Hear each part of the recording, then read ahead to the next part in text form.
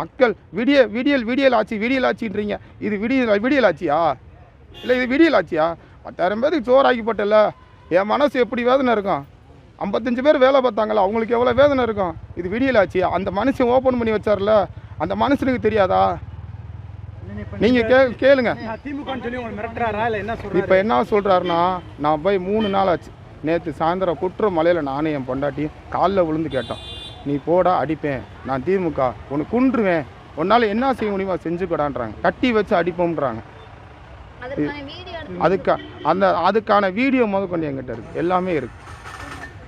என்னை கேவலப்படுத்துகிறாங்க, என் ஜாதியை பற்றி பேசுகிறாங்க, பல்லப்பேலை அப்படின்னு வைக்கிறாங்க, என்னை அவ்வளோ கேவலப்படுத்துகிறாங்க.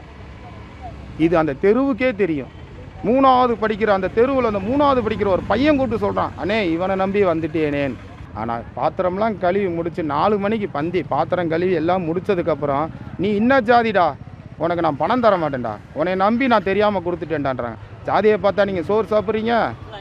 விவசாயி என்ன ஜாதின்னு பார்த்தா நீ அரிசி வாங்கி திங்கிற? என்ன விவசாயி என்ன ஜாதின்னு பார்த்தா நீ பருப்பு வாங்கி திங்கிற? 55 பேரும் நீ உனக்கு உசிலம்பட்டிக்காரே, நீ உன் உத திமுறை காட்டுற. அந்த ஒச்சுப்பால்ட்ட நேராக கேட்குறேன், நீ அந்த திமுறை காட்டுற, உன் கட்சி பவரை காட்டுற. ஒரு பாமர மக்கள் இன்றைக்கி நான் தூக்க மாட்டு தொங்கிட்டேன்னா நீ என்ன செய்ய போகிற?